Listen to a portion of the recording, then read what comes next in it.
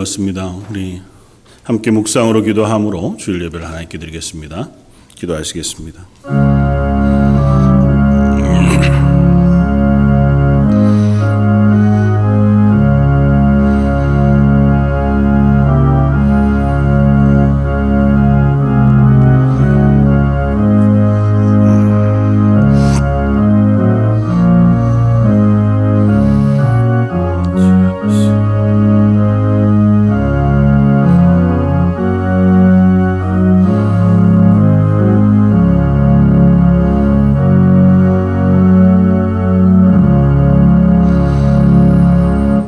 감사로 하나님께 제사를 드리며 지존하신 이에게 내 서원을 갚으며 환난 날에 나를 부르라. 내가 너를 건지리니 내가 나를 영화롭게 하리로다. 감사로 제사를 드리는 자가 나를 영화롭게 하나니 그의 행위를 옳게 하는 자에게 내가 하나님의 구원을 보이리라. 아멘. 감사함으로 하나님께 드리는 예배, 기뻐함으로 또 소망 가운데 드리는 예배와 찬양을 받으시길 기뻐하신 하나님, 이 시간 주님 앞에 나와서 예배하며 저희들의 마음을 드려 찬양과 기도를 올려드리고 하나님의 은혜를 구하며 예배하는 저희들의 예배 가운데 은혜로 임하여 주옵소서. 저희 부족한 것 다 내려놓고 하나님을 바라보니 말씀해 주시고 은혜 충만한 것으로 임하여 주옵소서. 오늘 말씀 예수님 이름으로 기도드립니다. 아멘.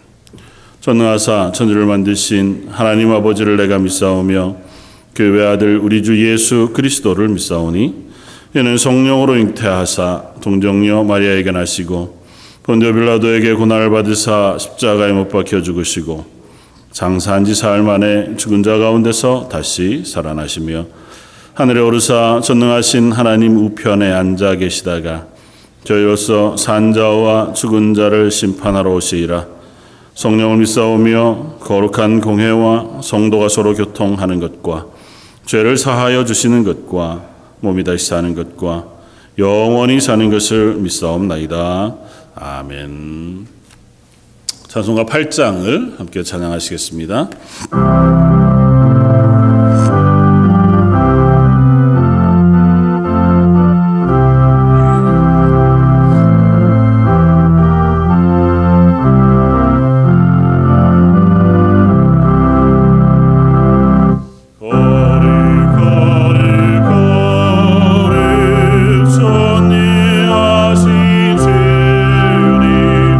이른 아침 흐리시는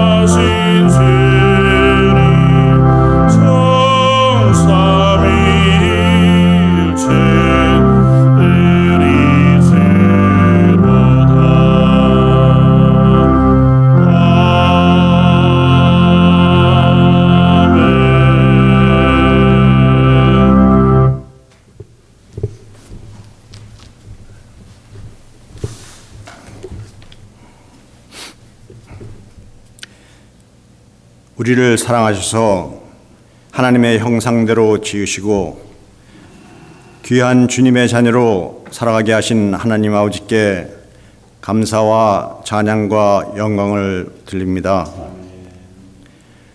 지난 한 주간도 은혜 가운데 인도하여 주시고 오늘 주님의 날에 예배 자리로 모이게 하심을 감사드립니다. 부족한 죄인들, 주님 앞에 설 수 없는 죄인이지만 예수 그리스도의 보혈의 공로 의지하여 나왔습니다. 우리의 몸과 마음을 받으시고 오늘 이 예배가 신령과 진정으로 드려지는 예배가 되게 하여 주시옵소서. 하나님, 주님이 세우시고 지금까지 함께 하신 저희 교회를 축복하여 주시옵소서. 주님의 진리의 빛을 세상에 비추게 하시며 이 환난의 시기에 주님의 구원을 세상에 전하게 하여 주시옵소서. 이 교회가 예수님을 믿지 않는 많은 사람들에게 예수님의 사랑과 복음을 증거하는 교회가 되게 하시고 서로 사랑으로 섬기는 교회 되게 하여 주시옵소서. 교회 각 기관마다 부서마다 주님께서 세우신 일꾼들을 기억하시고 축복하셔서 더욱 분발하여 헌신과 충성을 다하는 복된 주님의 자녀들 될 수 있도록 함께하여 주시옵소서. 코로나 전염병으로 지쳐있는 모든 심령들을 긍휼히 여겨주셔서 이 예배에 참석한 모든 심령들에게 은혜를 베풀어 주옵소서. 오직 주님 말씀에 귀 기울이고 말씀을 통하여 심령이 회복되는 복된 시간 되게 하여 주시옵소서. 오직 주님을 사모하는 마음으로 가득 차게 하여 주옵소서. 하나님, 말씀을 증거하실 목사님을 기억하사 성령으로 기름 부어 주옵시고 날마다 말씀을 연구하며 묵상하는 가운데 하나님의 음성을 듣게 하옵시고 오직 주님만을 사랑하며 주의 음성에 귀 기울이는 목사님 되게 하여 주시옵소서. 자신의 양을 위해 기꺼이 목숨을 버리셨던 주님처럼 성도들을 뜨겁게 사랑하는 참된 목자가 되게 하여 주시옵소서. 절망 속에서도 소망을 선포하는 목사님 되게 하여 주시옵소서. 하나님, 이 예배 중에 세상의 무거운 짐자들의 근심과 걱정들을 성령 하나님 다 해결하여 주시기를 기도드립니다. 저희 심령에 기쁨과 평안과 소망을 주시기를 기도드립니다. 저희 모두가 주님 안에서 항상 기뻐하고 감사할 수 있는 은총을 허락하여 주옵소서. 육신의 질병으로 힘들어하는 성도들 있습니다. 주님의 능력을 손으로 안수하셔서 치유하여 주옵소서. 마음이 상한 심령들이 있습니다. 주님의 위로와 평안을 더하옵시고 모든 성도들에게 소망과 물질의 축복도 허락하여 주옵소서. 하나님, 특별히 기도하기는 오랫동안 EM 사역자를 기다리며 기도하고 있습니다. 저희 자녀들을 긍휼히 여기셔서 준비하신 좋은 목자를 속히 보내어 주시옵소서. 하나님, 어려운 환경 속에서 수고하시는 선교사님들을 기억하시고 그들의 건강을 지키시고 그들의 필요를 채우시며 함께 하시고 위로하여 주시옵소서. 가지고 나온 모든 기도 제목들 들으시고 응답하여 주시옵소서. 기쁠 때나 슬플 때나 새 생명을 주시는 주님을 항상 의지하는 자녀들 되게 하여 주시기를 간절히 기도드리며 예수님의 이름으로 기도드립니다. 아멘.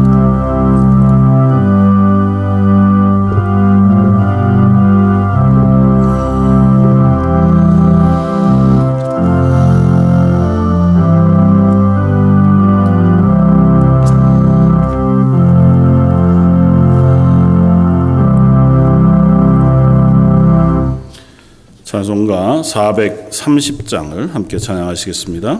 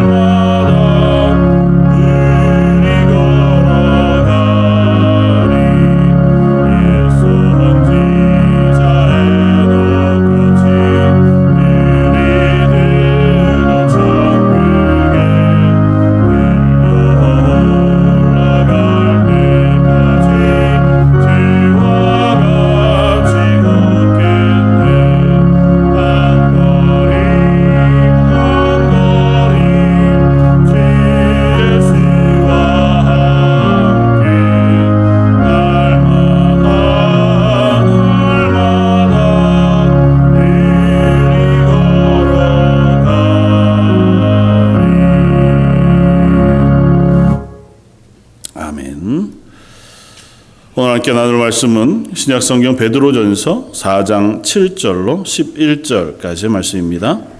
신약성경 381쪽에 있는 말씀, 베드로전서 4장 7절로 11절까지의 말씀입니다.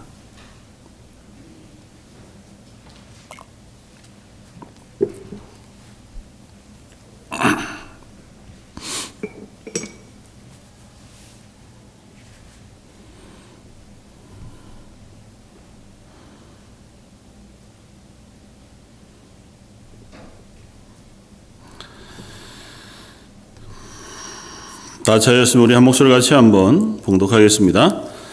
만물의 마지막이 가까이 왔으니 그러므로 너희는 정신을 차리고 근신하여 기도하라. 무엇보다도 뜨겁게 서로 사랑할지니 사랑은 허다한 죄를 덮느니라. 서로 대접하기를 원망 없이 하고 각각 은사를 받은 대로 하나님의 여러 가지 은혜를 맡은 선한 청지기 같이 서로 봉사하라. 만일 누가 말하려면 하나님의 말씀을 하는 것 같이 하고 누가 봉사하려면 하나님이 공급하시는 힘으로 하는 것 같이 하라. 이는 범사에 예수 그리스도로 말미암아 하나님의 영광을 받으시게 하려 함이니 그에게 영광과 권능이 세세 무궁하도록 있느니라. 아멘.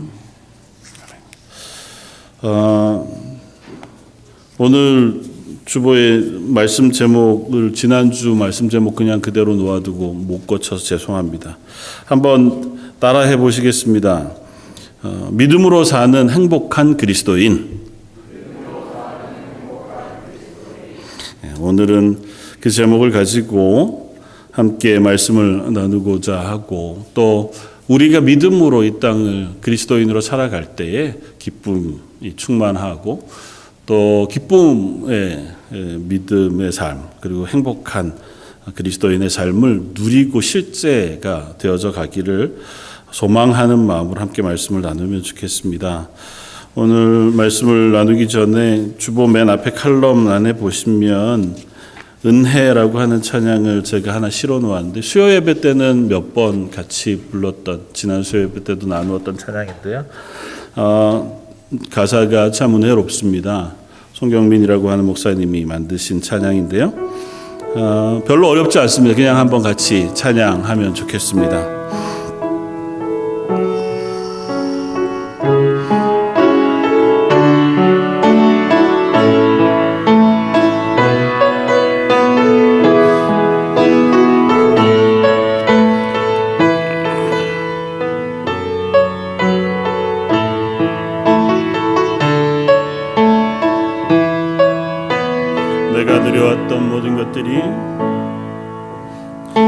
내가 누려왔던 모든 것들이 내가 지나왔던 모든 시간이 내가 걸어왔던 모든 순간이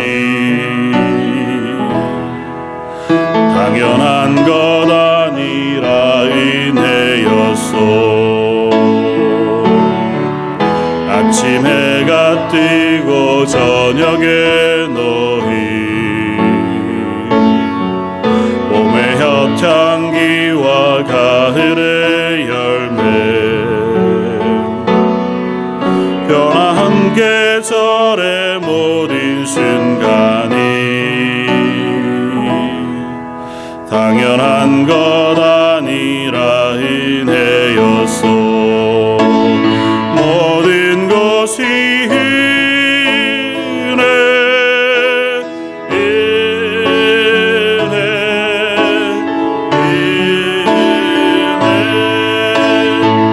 하나님의 은혜 내 삶에 당연한 것 하나도 없었던 것이 모든 것이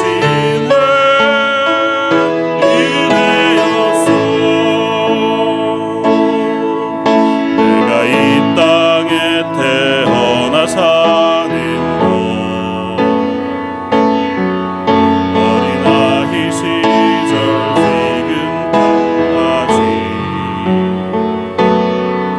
숨을 쉬며 살며 꿈을 꾸는 삶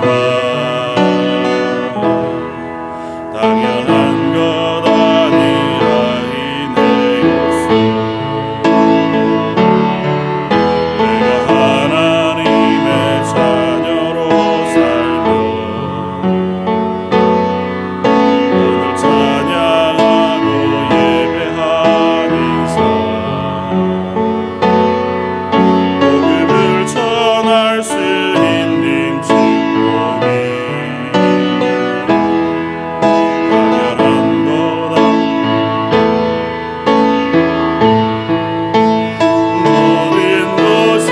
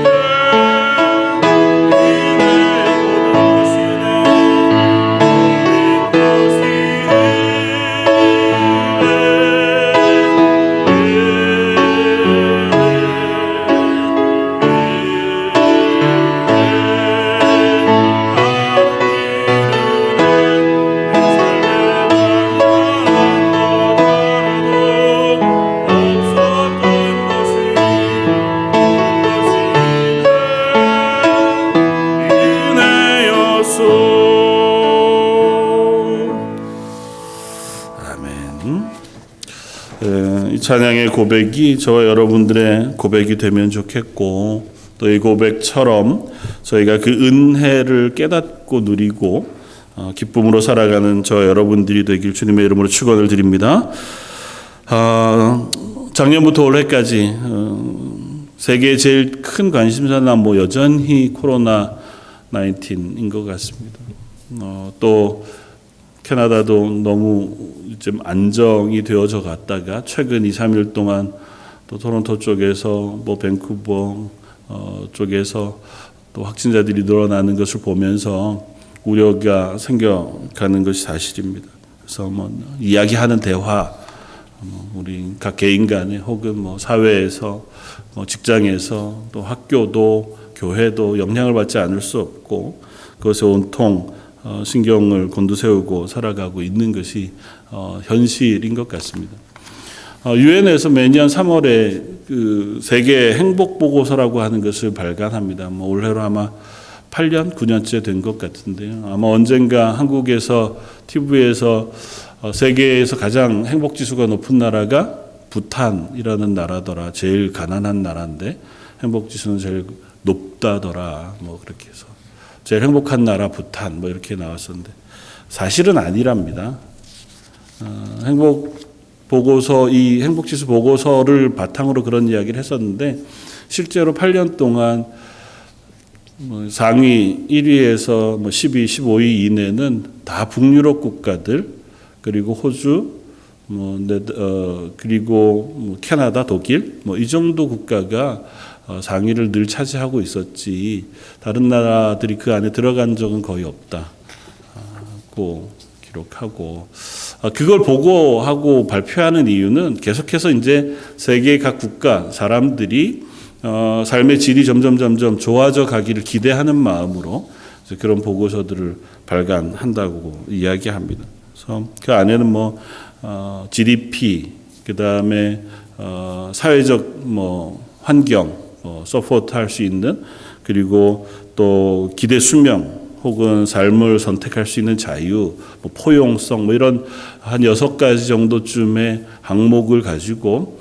각 국가들 혹은 사회들을 이렇게 평가하고 또 그 안에 결과들을 내서 점점 그것이 높아져 가도록 그렇게 권면하기도 하는 보고서를 제출합니다. 그런데 특별히 올해는 매년 3년간, 그러니까 올해 작년부터 3년간의 데이터를 축적해서 보고서를 발간하는데 그거 하나 하고 작년 한 해에만 되어져 있는 데이터들을 축적해서 또 다른 보고서를 하나 더 냈다고 해요. 그건 코로나 이 사태를 맞이해서 세계 각국의 사람들이 어떻게 정신 건강을 유지하고 삶의 질을 유지하고 있는가에 대한 뭐 데이터들을 냈다고 해요. 근데 주로 그걸 연구할 수 있는 대상 자료들이 북미에 있는 나라들과 유럽에 있는 나라들이어서 제한적이기는 하지만 그 보고서를 쭉 읽어보니까 기본적으로 그 행복 지수가 많이 떨어졌어요.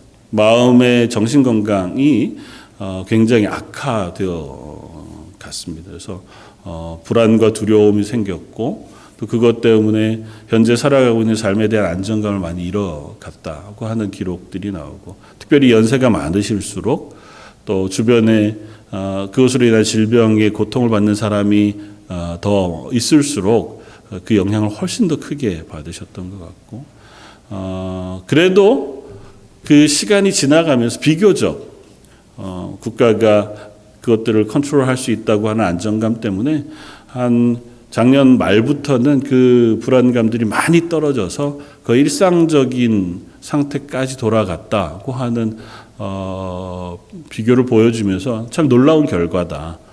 이런 어려움이 있음에도 불구하고 삶의 질이라고 하는 부분이 굉장히 떨어지지 않고 그냥 난 비교적 괜찮아 라고 생각하는 사람들의 퍼센테이지가 굉장히 높다고 하는 것들을 보여주면서 그것이 어떤 심리적인 자기 만족이든지 아니면 이만해도 좋겠다.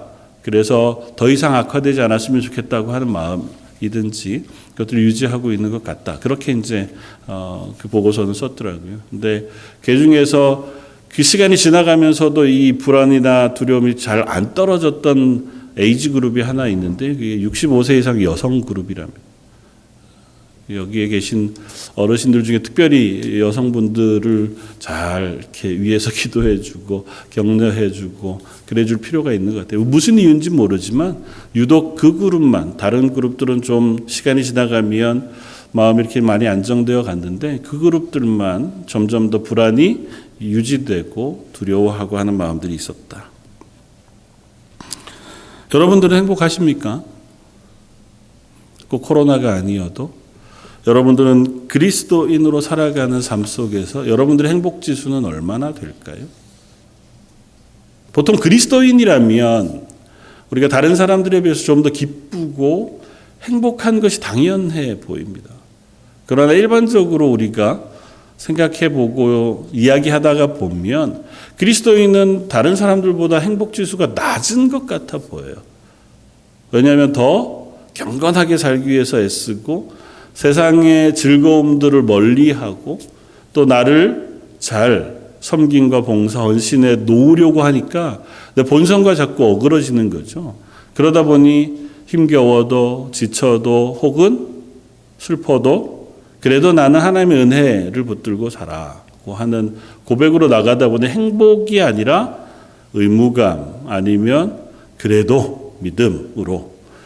근데 말씀을 묵상하다가 보면 이 두 가지가 별개가 아니더라고 하는 사실을 깨닫게 됩니다. 성경에 여러 가지 명령이 있어요. 우리들에게 하신 명령들이 많이 있고 또 그 가운데에서는 우리가 때로는 순종하기 쉽지 않은 부분들도 없지 않습니다. 그런데 아주 강력하게 명령하는 명령이 있는데요. 기뻐하라는 명령입니다. 빌립보서 4장 4절에 보면 주 안에서 항상 기뻐하라. 내가 다시 말하노니 기뻐하라. 그렇게 명령해요. 근데 이렇게 강력하게 거듭 반복해서 명령하는 명령이 그렇게 많지 않습니다. 근데 이상하잖아요. 기뻐하라는 게 명령한다고 될 일은 아니잖아요. 야, 기뻐해! 그렇게 명령하면 네, 알겠습니다. 기뻐할게요. 그런다고 기뻐지는 게 아니잖아요. 성경이 기뻐하라는 명령을 한다는 것 자체가 참 의아스럽습니다. 하나님 우리에게 기쁨을 주시면 되지. 기뻐할 일들을 만들어 주시든가. 뭐 그러면 우리가 기뻐할 수 있는데 기뻐해라. 다시 말하니까 기뻐해라. 강력하게 명령한다고 해서 우리 속에 기쁨이 생기거나 기쁨의 삶을 살 수 있거나 한 게 아닌데 왜 그렇게 명령하고 계실까? 성경은 꽤 여러 곳에서 그 명령 우리에게 들려줘요. 그리고 심지어 믿음의 삶을 살아갔던 많은 사람들은 동일한 고백을 또 합니다. 난 기쁨이 충만하다. 환난을 당하나 난 그것으로 괴로워하는 것이 아니라 오히려 기뻐하노라. 그렇게 고백한단 말이죠. 오늘 본문 뒤에 13절도 이렇게 씁니다. 오히려 너희가 그리스도의 고난에 참여하는 것을 즐거워하라. 그의 영광을 나타내실 때 너희로 즐거워하고 기뻐하게 하려 함이라. 야, 너희가 환난을 당하나 고난을 당하나 즐거워해라. 기뻐해라. 그리고 그것은 결국 주님이 다시 오실 때 주님이 영광을 보이실 때 너희로 즐겁고 기뻐하게 하실 것이다. 그 명령. 권면합니다. 어떻습니까? 이 고백이 저와 여러분들의 실제적인 고백이 되었으면 좋겠습니다. 머릿속에서만 그냥 상상하고 맞아 성경이 얘기하니까 그렇긴 할 거야. 아직 나는 그렇지는 않지만 이 아니라 실제로 나도 믿음으로 사니 그것이 참 기쁩니다고 하는 고백이 저와 여러분들의 고백이 되었으면 좋겠습니다. 그리고 그 고백은 분명히 실제합니다. 실제로 우리의 믿음의 사람들이 그렇게 살았고 또 성경이 그렇게 명령하고 말씀하고 있고 아마 저희들도 그런 고백들을 한 적이 전혀 없지는 않은 줄 압니다. 우리의 삶을 살아가는 그 매 순간이 믿음이 실제가 되고 그 실제의 믿음으로 사는 삶이 기쁨과 행복이 되어져가는 저 여러분들이 되었으면 좋겠다. 어떻게 하면 우리의 삶이 우리가 살아가는 삶의 실제가 기쁨이 될 수 있을까는 생각을 해보다가 요즘 한국에 있는 유튜버 중에서 그 유튜브 채널이 입질의 추억 뭐 이런 것들을 운영하고 있는 김지민이라고 하는 어류 칼럼니스트가 있어요. 가끔 TV에도 나오기도 했던 최근에.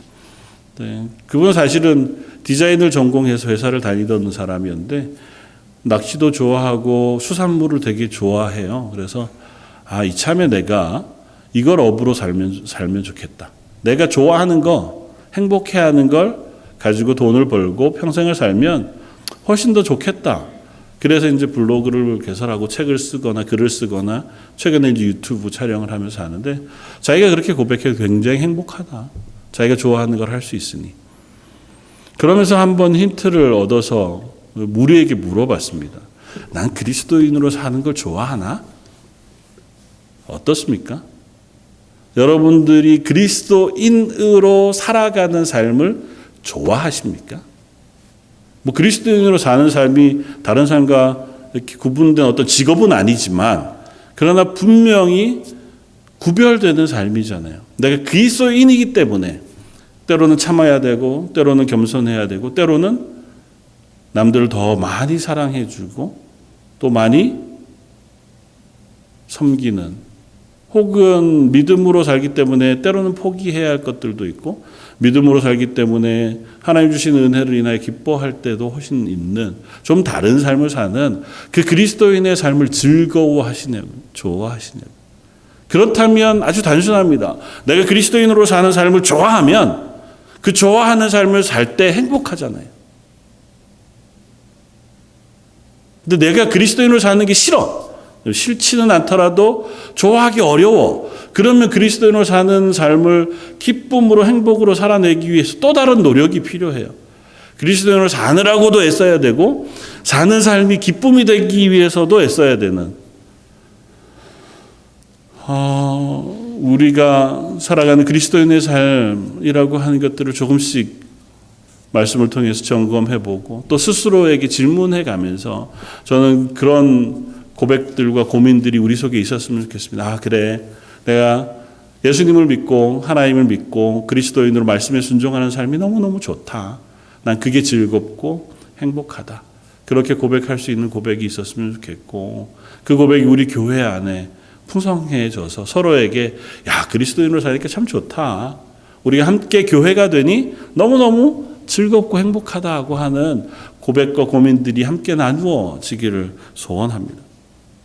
오늘 사도 베드로가 쓴 이 베드로후서 말씀은 베드로전서 말씀은 베드로가 로마에 있을 때에 아마 쓴 것으로 보여집니다. 그리고 베드로가 순교하기 얼마 전에 베드로전서를 먼저 쓰고 네로 시절에 그리고 네로에 의한 기독교 박해가 시작되고 로마의 그 화재 사건 이후에 대박해가 시작되어졌을 때 쓴 편지가 베드로후서로 알려져 있으니까 베드로전서도 그 즈음에 쓰여진 거예요. 그러니까 교회가 막 핍박을 받고 대단히 어려운 지경의 성도들이 삶을 살아가는 중에 사도 베드로가 그들을 권면하고 그들 고난 가운데에서도 그리스도인으로 잘 살아가도록 격려하기 위해서 도전하면서 쓴 편지가 베드로전서입니다.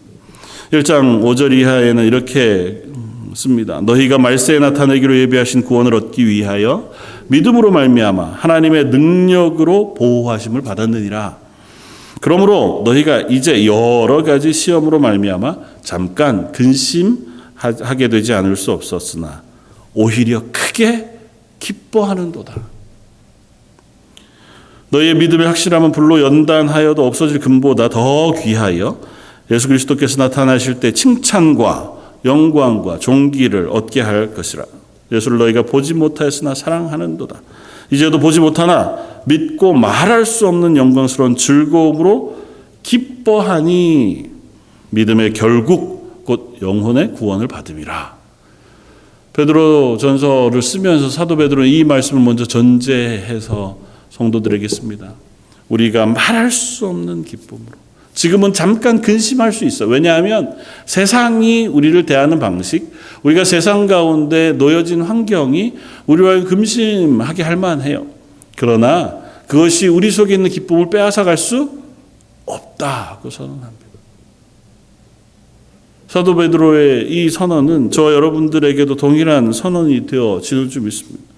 우리의 기쁨은 그래서 이 땅에서 그 믿음을 놓치지 않고 그 구원받았음의 감격을 놓치지 않고 구원받은 그리스도인으로 이 땅에 살 때, 오늘 본문을 따지면 예수님께서 부르신 부르심을 따라 선한 청지기로 살아갈 때 우리 속에 기쁨이 계속해서 샘솟을 것이다 하는 것입니다.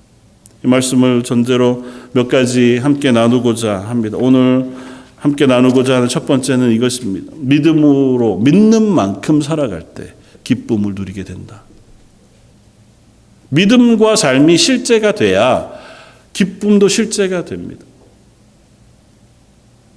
믿는 만큼 살아야 그 삶이 믿음의 결과인 기쁨을 담아낼 수 있습니다. 믿음과 삶이 별개면 내가 믿는 믿음과 내가 사는 삶이 구별되어 있으면 그 삶 속에 믿음으로 얻어지는 결과가 생겨나는 건 불가능하죠. 믿음으로 살지 않았는데 믿음의 결과인 기쁨이라는 것이 우리 속에 있을 리가 없잖아요. 우리가 많이 그리스도인으로 살아가면서 오해하거나 혹 착각하거나 하는 것 중에 하나가 내가 믿으면 하나님이 복을 주시고 그건 내 삶과 별개로 내 삶에 그냥 선물로 주어지는 복을 경험해. 그게 내 기쁨이 될 거다라고 생각하는 거예요. 그렇지 않습니다. 하나님 주시는 기쁨은 그렇게 주어지는 게 아니고 내가 믿음의 고백을 가지고 삶을 살 때 삶에 주어지는 기쁨인 거예요. 내가 믿음을 붙잡고 믿음이 삶이 되어 실제가 되어 살아가는 삶에만 허락되어지는 기쁨이에요. 그러니까 만약에 내가 믿음으로 살아가는 삶으로 누리는 기쁨을 누려본 적이 없다. 다는 아니겠지만 죄송하지만 질문해 봐야 됩니다. 내가 믿음으로 실제의 삶을 살고 있는가? 믿음의 고백이 내 실제의 삶에 있는가? 실제로 예수님을 믿음의 삶을 살아가는 이들에게 하나님 반드시 복 주시고 은혜를 베푸셨습니다. 예수님께서 나를 따라오너라 말씀하셨던 제자들이 예수님을 따라갔을 때에 그들의 삶을 귀하게 쓰셨고 그들의 삶에 은혜와 기쁨, 은사가 부어졌습니다. 제자들은 단순했어요. 예수님께서 따라오너라 그래서 보내실 때에 능력을 부어 보내시니까 그들이 안수하니 귀신이 쫓겨나가고 병든 자가 고침을 받으니 와 놀랍습니다. 그게 기쁨이 되고 놀라움이 됐어요. 그러나 그것 때문이 아니라 그 일을 통하여 너의 이름이 하늘에 기록된 것을 인하여 기뻐하라고 말씀하셨어요. 그리고 그들 속에 성령이 임하셨을 때 그들은 완전히 새 사람이 되었습니다. 고난이 그들에게 있었고 박해가 그들에게 있었고 대다수가 순교했지만 그들이 사는 삶 어느 곳에도 그것이 힘겹고 어렵고 처절하기만 하지 않았어요. 기꺼이 그 길을 갔습니다.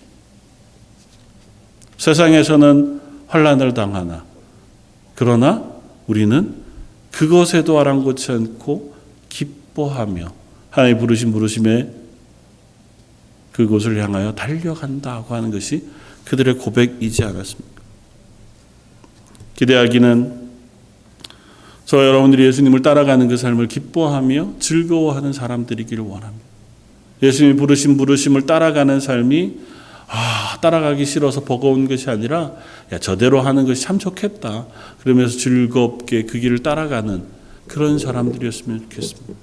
오늘 본문의 사도 베드로는 그리스도의 명령을 따라 사는 삶, 기쁨으로 사는 삶을 이렇게 권면합니다. 7절에 만물의 마지막이 가까이 왔으니 그러므로 너희는 정신을 차리고 근신하여 기도하라. 첫 번째, 이제 마지막이 다 되어간다. 세상은 너희를 향하여 박해를 하고 너희를 곤란한 지경에 빠지게 하는 이유는 세상이 마지막이 돼가기 때문이에요. 마지막이 돼갈수록 사단의 세력이 극심할 것이고 믿음의 사람들을 공격할 거예요. 그건 어쩔 수 없어요. 그러나 그때에 너희는 깨어 근신하여 기도하라는 것입니다. 세상을 바라보지 말고 너희의 삶을 하나님께 맡겨 하나님의 능력과 은혜를 구하고 하나님의 복을 구하면서 그 하나님 앞에 나아가 기도하라는 것입니다. 그것 첫 번째. 두 번째는 무엇보다 뜨겁게 서로 사랑할지니 사랑은 허다한 죄를 덮느니라. 우리 속에 이 땅에 살아가는 삶의 어려움을 일으키는 그리고 괴로움을 만들어내는 근본적인 문제는 죄예요.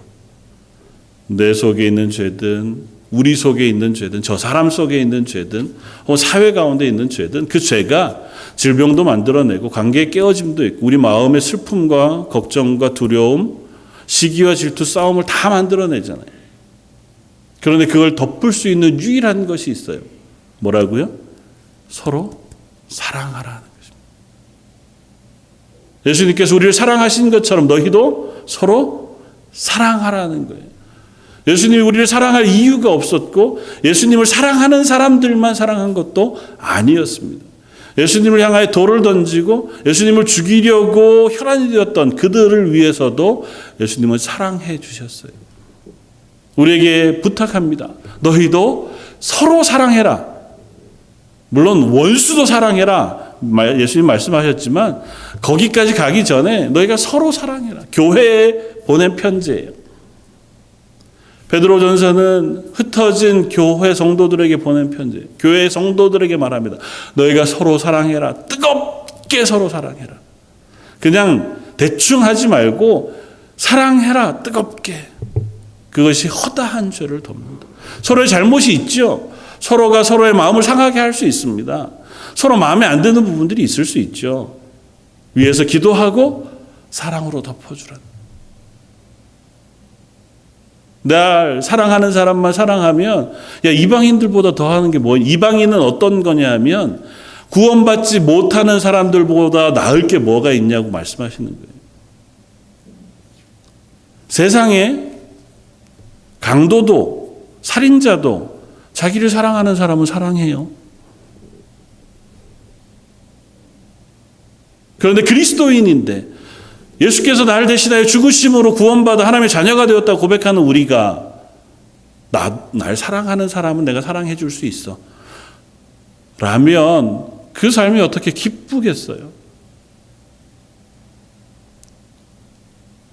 내가 사랑할 수 없는 사람을 사랑했기 때문에 생기는 쾌감이 저 여러분들의 있기를 원합니다. 그 사랑이 그 관계를 변화시키는 기쁨이 우리 속에 있었으면 좋겠습니다. 우리 교회 가운데 서로가 서로를 사랑하되 뜨겁게 사랑하고 특별히 내가 사랑할 것이 없는 사람, 나와 잘 마음이 안 맞는 사람을 위해서 뜨겁게 기도하고 그 사람을 품어 사랑하다가 그 사랑으로 인하여 기쁨을 누릴 수 있는 자리까지 나아갈 수 있는 저와 여러분들이었으면 좋겠습니다. 9절에 서로 대접하기를 원망 없이 하고 사랑만 할 것이 아니라 서로 섬겨주라는 겁니다. 대신 원망 없이 해라. 보통 우리가 서로를 대접하다가 보면 섬기다가 보면 내가 섬긴 것만큼 되돌아오지 않거나 내 마음을 몰라줄 때 원망이 생겨요. 그건 인간이 당연한 거죠. 그게 죄까지는 아닙니다. 그러나 기왕하는 거 원망 없이 대접해라. 마지막으로 동일한 의미에서 각각 은사를 받은 대로 하나님의 여러 가지 은혜를 맡은 선한 청지기 같이 서로 봉사하라.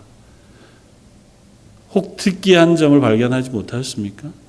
계속 사도 베드로는 서로라고 써요. 교회가 서로 사랑하고 서로 대접하고 서로 봉사하라고 말해요. 서로 간에 한 교회가 되어 함께 사랑하고 또 서로를 섬겨주고 서로를 대접하고 서로 봉사하는 그런 선한 청지기로서의 삶을 살아갈 것을 권면하고 있습니다. 이렇게 살아가려고 하는 삶, 그 가운데 하나님이 분명히 은혜와 기쁨을 베푸실 줄 믿습니다. 두 번째는 그런 믿음의 삶은 하나님의 도우심으로 우리의 실제가 된다는 것입니다. 어떻게 우리가 우리의 실력으로 믿음이 실제가 되는 삶을 살게 되겠어요? 쉽지 않죠.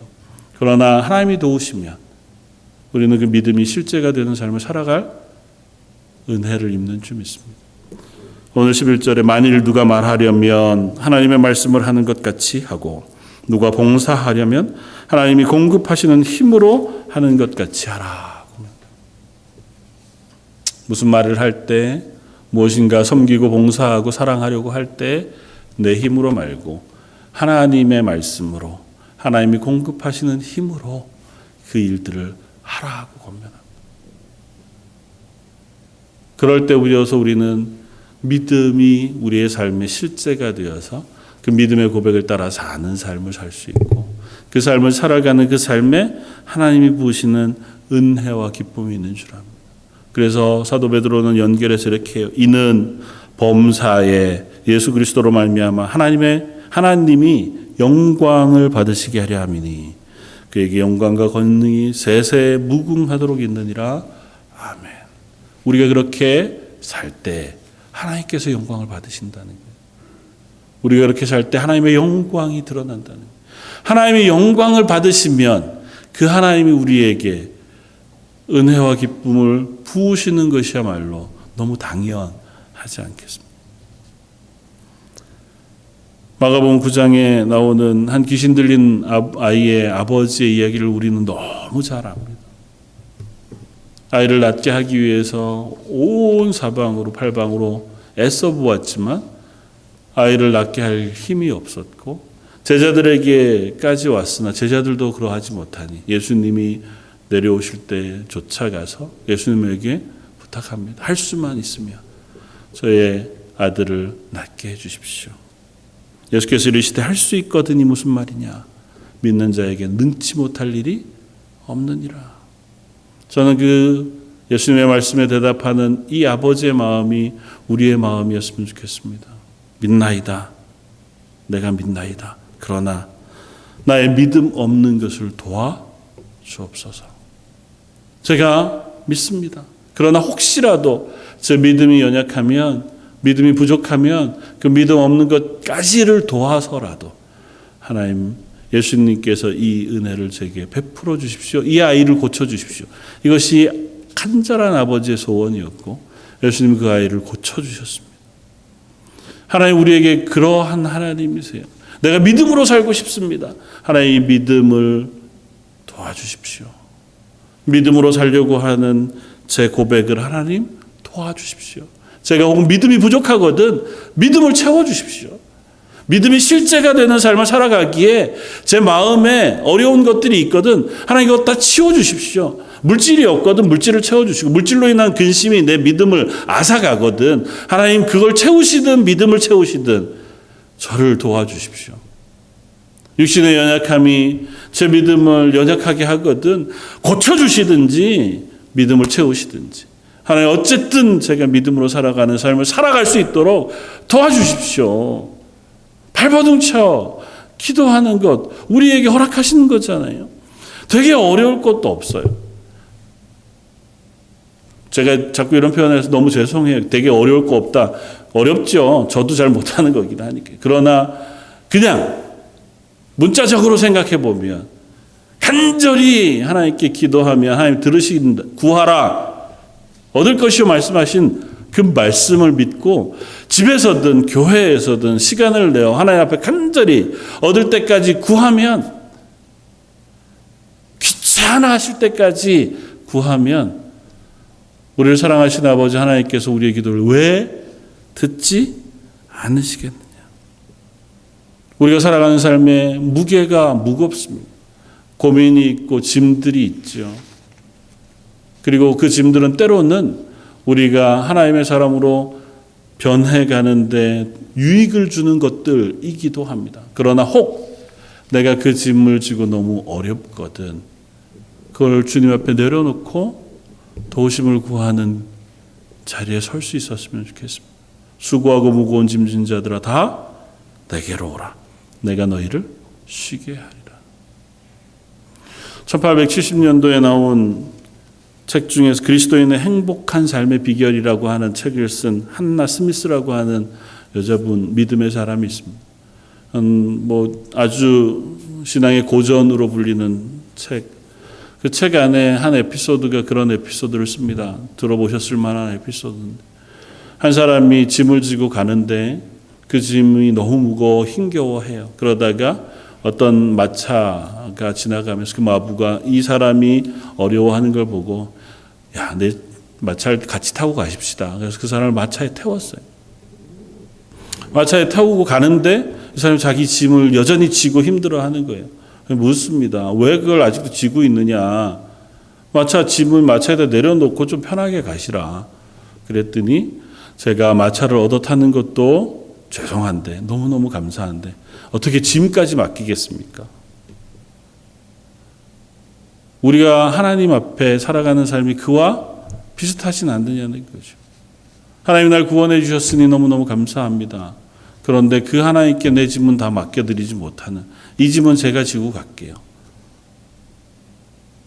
이건 제가 해결하려고 합니다. 이 문제들은 제가 어떻게든 해결해 보겠습니다. 그러지 마시라고요. 그게 무엇이든 내 죄의 문제건 내 삶의 문제건 우리의 가정의 문제건 우리 자녀의 문제건 어떤 것이라도 그것이 내게 짐이 된다면 믿음으로 사는 삶의 짐이 된다면 내가 믿음으로 살려고 하는데 거림이 된다면 내려놓으시라고. 하나님 우리의 짐을 대신 져 주셨고 우리의 죄를 대신 져 주셨고 우리 하나님의 것 삼으셨다고요. 너는 내 것이라 말씀하셨다고요. 그래 그분에게 우리의 것 다 내려놓을 필요가 있다고요. 짐이든 죄든 걱정이든 근심이든 기쁨이든 감사든 찬양이든 다 그분 앞에 내려놓고 나아갈 수 있는 저와 여러분들이었으면 좋겠습니다. 예수님은 자주 말씀하세요. 구하라. 지금까지 너희가 내 이름으로 아무것도 구하지 않았지만 이제는 구해라. 그러면 받을 것이다. 예수님 십자가를 지시기 전에 마지막 제자들에게 말씀하신 말씀이에요. 너희가 내 안에 거하고 내 말이 너희 안에 거하면 무엇이든지 원하는 대로 구하라. 그리하면 이루리라. 예수님이 말씀하신 것을 우리가 기억할 필요가 있습니다. 그 말씀 안에서 우리가 은혜를 구할 때 하나님 우리를 도우시는 분이신 줄 믿습니다. 물론 전제가 있어요. 너희는 먼저 그의 나라와 그의 의를 구하라. 그리하면 이 모든 것을 너희에게 더하시리라. 하나님의 사람으로 살아가려고 애쓸 때, 믿음으로 사는 삶이 실제가 되려고 할 때 필요하다면 무엇이든 구해라. 그리하면 너희가 얻을 것이고 이룰 것이다. 마지막으로 믿음으로 사는 사람은 반드시 하나님이 기억하십니다. 다른 표현으로 반드시 하나님은 그들을 복주십니다. 에스라 2장에 보면 이스라엘 백성들이 바벨론에 포로되어졌다가 70여 년 만에 어떤 사람은 100년이 넘은 시간에 그곳에서 귀환하는 장면을 써요.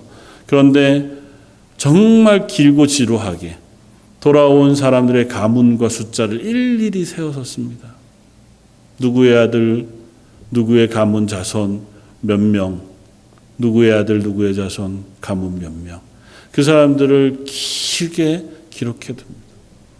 하나님은 믿음으로 결단하고 자기의 삶을 포기하고 온 거잖아요. 이미 100년, 70년이 넘은 그 바벨론에서의 삶이 이미 정착되어졌어요. 특별히 바벨론이라는 나라가 그 포로 정책을 굉장히 유하게 썼어요.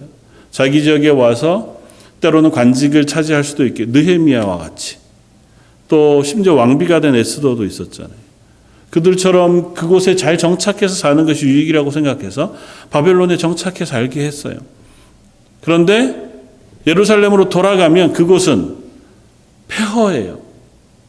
그런데 그들이 이 삶을 포기하고 예루살렘으로 돌아가길 작정했습니다. 왜요? 하나님이 우리에게 허락하신 땅, 성전이 있는 곳, 가서 성전을 짓고 하나님을 예배하겠다고 하는 소망 때문에 그 삶을 내려놓고 왔습니다. 하나님 그걸 믿음으로 보셨어요. 하나님 그 이름을 기억하셨습니다. 물론 돌아와서 실패도 했죠. 넘어지기도 했습니다. 그러나 하나님 그 믿음의 결단을 하나님께 결코 잊지 않으십니다. 우리의 작은 것까지, 우리의 한숨까지 알고 계신다고 말씀하세요. 때로는 우리가 답답할 때 하나님 아신다며요. 왜? 그럴 때도 있죠. 요한계시록 6장 9절에 다섯째 인을 떼실 때 내가 보니 하나님의 말씀과 그들이 가진 증거로 말미암아 죽임을 당한 영혼들이 제단 아래에 있어 큰 소리로 불러 이르되 거룩하고 참되신 대주제여 땅에 거하는 자들을 심판하여 우리 피를 갚아주지 아니하시기를 어느 때까지 하시려 하나이까. 억울하게 순교한 믿음의 사람들 그들이 하나님께 부르짖습니다. 하나님 언제까지 이 억울한 것들을 해결해 주시지 않으렵니까? 심판이 일어나고 있는데도 여전히 왜 소식이 없습니까? 답답해. 그러나 하나님 그들을 잊지 않으세요. 각각 그들에게 흰 두루마기를 주시며 이르시되 아직 잠시 동안 쉬되 그들의 동무 종들과 형제들도 자기처럼 죽임을 당하여 그 수가 차기까지 하라 하시더라. 예, 조금만 더 쉬어라. 그리고 흰 두루마리를 입혀주세요. 하나님의 영광으로 영광의 자리까지 갈 때 조금만 기다려. 내가 너 잊지 않았다. 하나님께서 여러분들이 믿음으로 살려고 할 때에 그런 삶을 결코 잊지 않으십니다. 그렇게 살아가려고 애쓴 순간을 하나님께서 결코 잊지 않으시는 줄 믿습니다. 하나님 가끔 실패도 했습니다. 안다. 그러나 그 실패에도 불구하고 너희가 믿음으로 붙들기를 원하고 믿음으로 살려고 애썼던 그 시간을 내가 안다. 내가 그걸 기쁨으로 채워주마. 말씀하시는 줄 믿습니다. 사랑하는 성도 여러분, 저와 여러분들의 삶이 그리스도인으로 그 그리스도인을 사는 믿음이 우리의 실제의 삶으로 그리고 그렇게 사는 삶이 우리 마음의 기쁨과 행복으로 충만해지는 저와 여러분들 되시기를 주님의 이름으로 축원을 드립니다. 같이 기도하겠습니다. 만일 누가 말하려면 하나님의 말씀을 하는 것 같이 하고 누가 봉사하려면 하나님이 공급하시는 힘으로 하는 것 같이 하라. 저희들이 이 땅에 그리스도인으로 살기를 원합니다. 그리고 믿음을 붙들고 믿음이 실제가 되어 삶의 고백이 되어지길 원합니다. 그리고 그렇게 사는 삶이 기쁘고 행복한 삶이기를 소원합니다. 저희 연약한 것 하나님 앞에 내려놓습니다. 하나님 저희를 도우시고 은혜와 은사 능력을 부으셔서 기쁘고 감사하게 이 땅에 믿음의 삶을 살아가는 저희 런던 제1장독의 모든 성도 되게 하여 주옵소서. 오늘 말씀 예수님 이름으로 기도드립니다. 아멘. 찬송가 440장을 함께 찬양하시겠습니다.